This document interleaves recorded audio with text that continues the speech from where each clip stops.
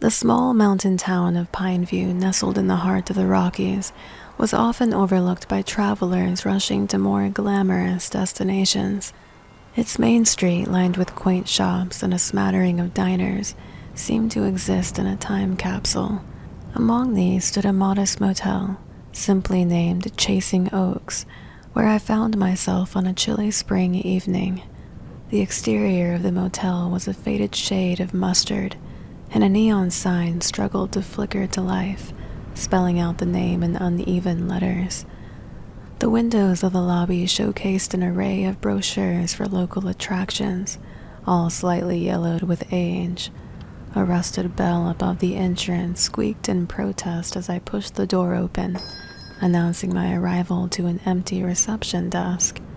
Soon, a middle-aged woman with bright eyes emerged from the back room, wiping her hands on a faded apron. Her name tag read Maggie. A warm but weary smile adorned her face as she greeted me. "Well, welcome in, hon. How can I help you?" she asked, her voice carrying the weight of countless similar conversations. I requested a room for the night, and Maggie handed me an old brass key attached to a plastic fob with the room number hastily scribbled in black marker. The transaction was quick, although I could tell Maggie was a talker, and with a nod I was directed to my room through a hallway with a light that subtly flickered as if I stepped into a horror movie. My thoughts immediately went to the movie The Shining, but that's beside the point. The hallway smelled of must and old carpet, the interior rather drab but kissed with historic charm. Room 9 was at the end, and as I pushed the door open, the hinges creaked, announcing my arrival to the shabby room within. The walls had old wood paneling, where a couple of faded landscape paintings hung, in attempts to add more character.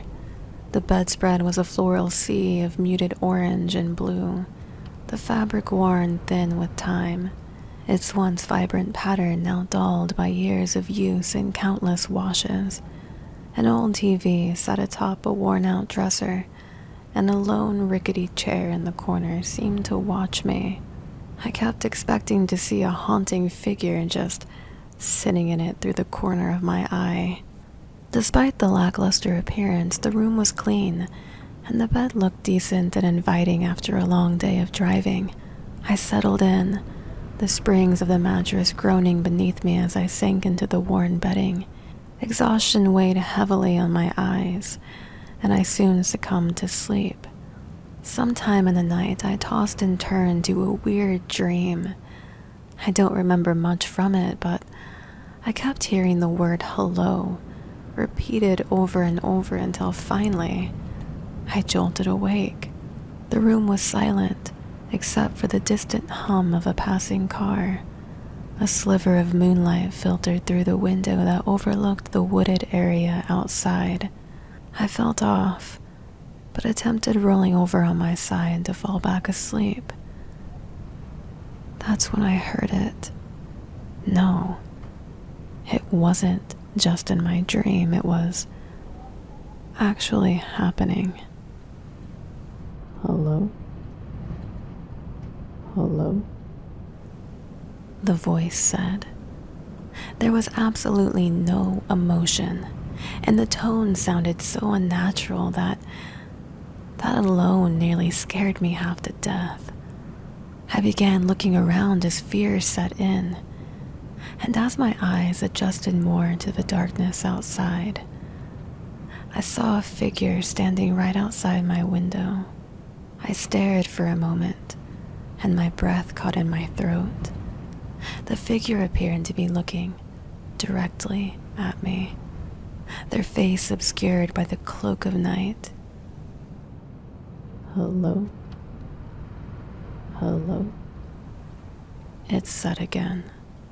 Summoning courage, I leapt from my bed and fumbled for the curtains, drawing them to a full close. I then stumbled for the lamp as the room was soon bathed in a dim, artificial light. I didn't dare, Look out the window. The lonely parking lot and distant mountains beyond would offer no explanation to who that was. I hesitated, glancing around the room. Should I leave? Find another motel, escape this eerie encounter? The clock on the bedside table read 3:27 a.m. Too late to venture into the unknown. And why would I want to, knowing there's someone lurking just outside these walls? Sleep eluded me for the rest of the night. Every creak of the motel settling, every distant sound amplified my anxiety. My mind was eating away at itself as I prepared to hear that chilling voice again. Dawn eventually broke, and the room regained some sort of normalcy in the daylight. As I peeked outside with exhausted eyes, I could see no one, and even with the daylight in my favor, I still dreaded the distance from my room to the front desk to my car. I decided to confront Maggie about my bizarre incident. As I approached the lobby, the worn bell above the entrance jingled, announcing my arrival once again. Maggie looked up from her desk, the scent of the lobby mixed with musk and coffee.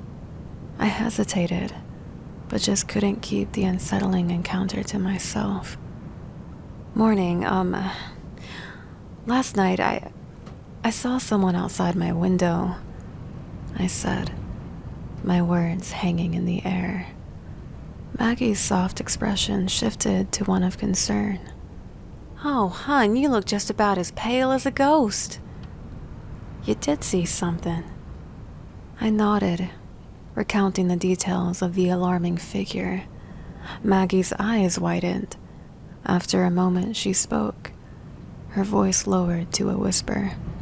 We've had reports, Guests claiming they felt watched or saw something in the night, but they've never been able to find nothing. My stomach sort of turned as I absorbed her words. This motel, a seemingly peaceful stopover in the mountains, harbored a history of unexplained occurrences. But still, there had to be some reasoning. She assured me that no harm had ever come to guests, but the stories persisted. As I checked out, Maggie wished me safe travels, and before I left, I gave in to some lingering curiosity. I strolled over to the outside of the window of the room I had stayed in.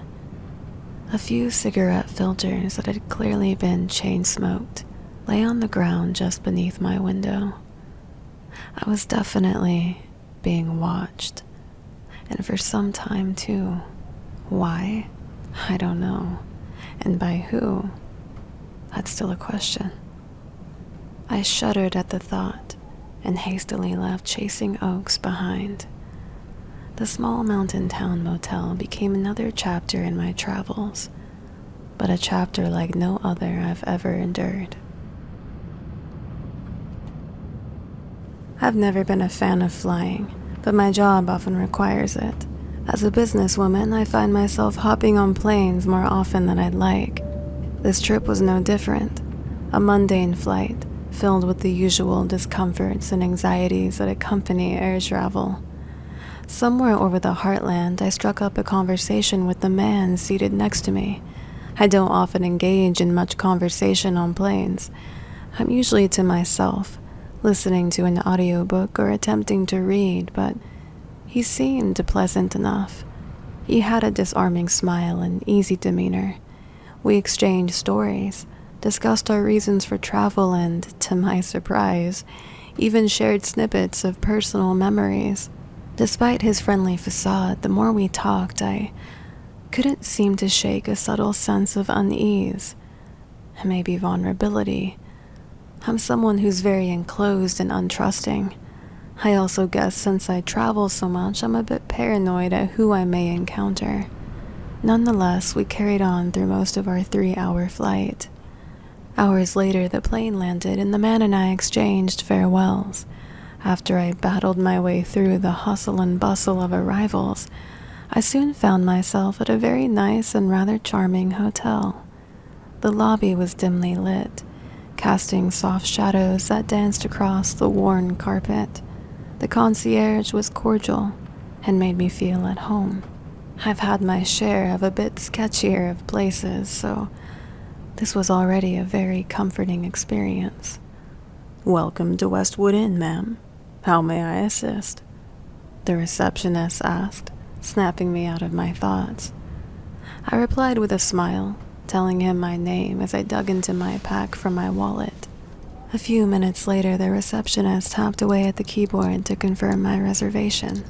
I thanked him and made my way to the elevator, my mind focused on nothing but taking a much-needed shower and hopping into the presumably comfy bed.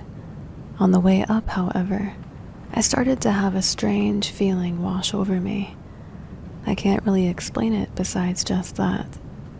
I was in an unfamiliar place, but the hotel was charming, and my experience so far had been very welcoming and easygoing.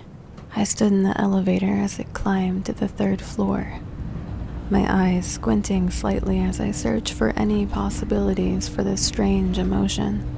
When the elevator dinged, I walked out onto the 3rd floor. I soon found my room and scanned my keycard. Room 313 was very tidy and nicely put together. The hotel was also very quiet. You'd almost think it had no other guests. I had a refreshing shower and soon hopped into bed to do some reading. It had barely been but an hour since check-in when the hotel room phone began to ring. A shot of adrenaline electrified through me as I stared at the phone for a couple of rings, blinking and confused. I've never been in a situation where my phone has rung, not that I can recall anyway. So at first I wasn't sure how to react. I hadn't made any requests, couldn't think of anything that would be needed, but I answered before the call was missed. If anything, they accidentally called the wrong room. "Good evening, Miss Bennett." It was the friendly voice of the man at the front desk. Yes. Was there something else you needed of me? Something I forgot?" The man's tone changed a bit, but he went on to ask if I required any services. I thanked him, but politely told him I was happy with everything. That little feeling of unease crept back as I sat back in bed, book in my lap and my brow furrowed. What was it with this trip that had me feeling so off? I had soon dozed off. My sleep for the most part was peaceful and undisturbed. There were only a couple of times that I awoke randomly. One of those nights where your brain just decides to kick back on for a moment, without any reason to. I fully awoke at around 7 a.m., my energy feeling full, but my body screamed for a nice cup of coffee. I decided to freshen up, pack my things, and check out early to head to a cozy cafe just a couple blocks down. When I got to the front desk, there was a friendly woman there who greeted me. I confirmed my checkout and was about to turn in my keycard when her expression became more serious. Miss Bennett?" she asked in a hushed tone. "Yes?" I replied. I was told by Henry, the clerk who checked you in, to inform you of something due to an incident that occurred last night." Her words made my heart sink. She went on to tell me that a man had come into the lobby last night, explaining that he was my boyfriend and was in need of a keycard to my room. He obviously wasn't on the reservation, so that must have been why I got the call, which it was, because moments later she confirmed it. She apologized for the interruption, but when Henry had called to verify this information with me, the man excused himself and simply fled the building. He didn't want to go on to ask the question because he then knew that something wasn't right and didn't want to unnerve me. Now everything made sense. My uneasy gut feeling, the way the tone in his voice changed. This must have been the man from the plane. I don't know anybody out here, which means he must have been following me, keeping tabs on me. Was he within earshot of my check-in to even grab my name? Because despite our time and conversation, I never once gave it to him. Was he hoping that the front desk would just hand him over a keycard without second thought?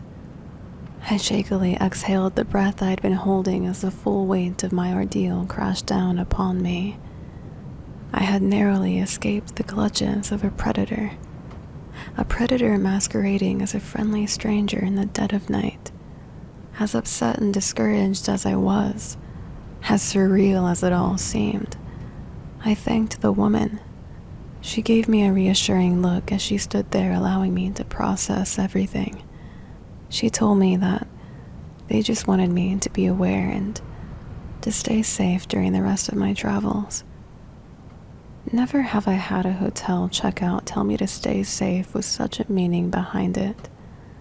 Not until Westwood Inn, when a potentially malicious encounter served as a chilling reminder that sometimes the most terrifying monsters of all are the ones that walk among us in plain sight.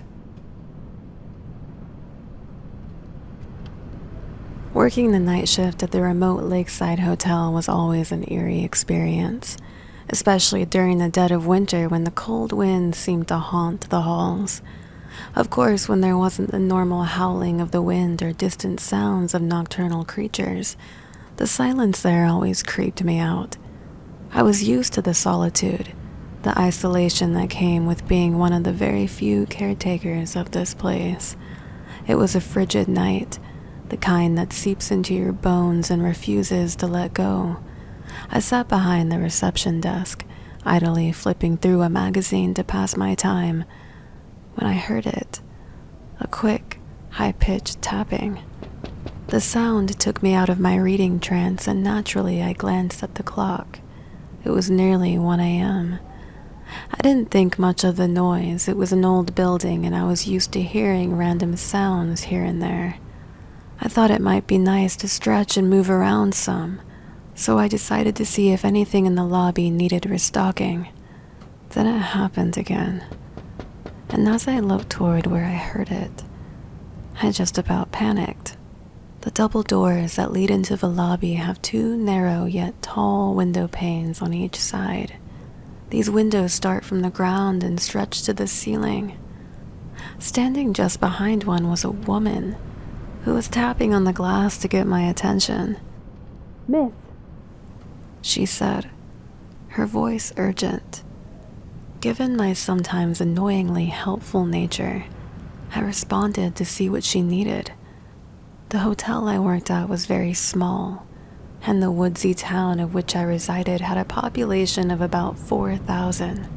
It was considered a safe area, but still, I always locked the lobby doors after the last guest checked in.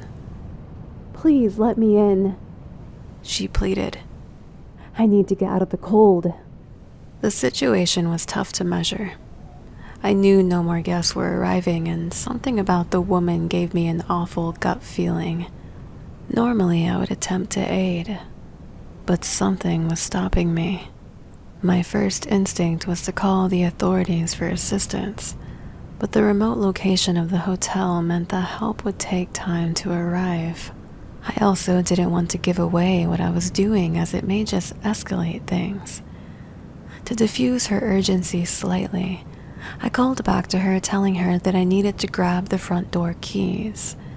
Truth is, I had them on me already, but I went behind the desk and fumbled for my phone as I called 911, out of sight. I was hoping I wasn't making a fool of myself, but then I knew my gut feeling was right when I heard the front door handles begin to rattle. Not a panicked sort of rattle, but as if she was attempting to subtly pick the lock.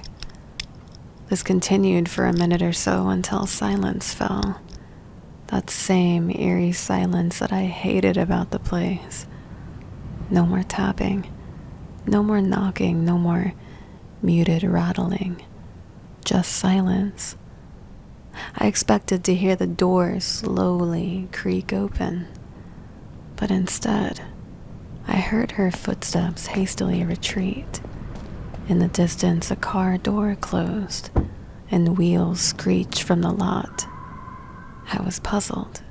I had no idea what I may have just evaded, or if I may have put someone else in danger, although that didn't seem quite likely. This woman was claiming she needed out of the cold, yet it was her that got into a car and sped away. Was she being used to lure me? Was she herself maybe planning to rob the place, or... I couldn't tell. I hadn't even noticed, but I had still been crouching behind the desk all this time, the fear in my chest never allowing me to arise again until I heard the sheriff at the door. Relief washed over me, but the mystery of why that woman had come to the hotel and what her true intentions were was still unknown.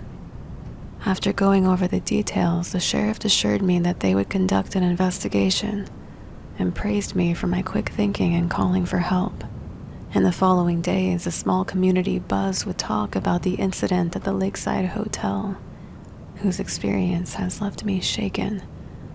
From that night forward, I became more cautious, double-checking everything and being more discerning about unexpected visitors.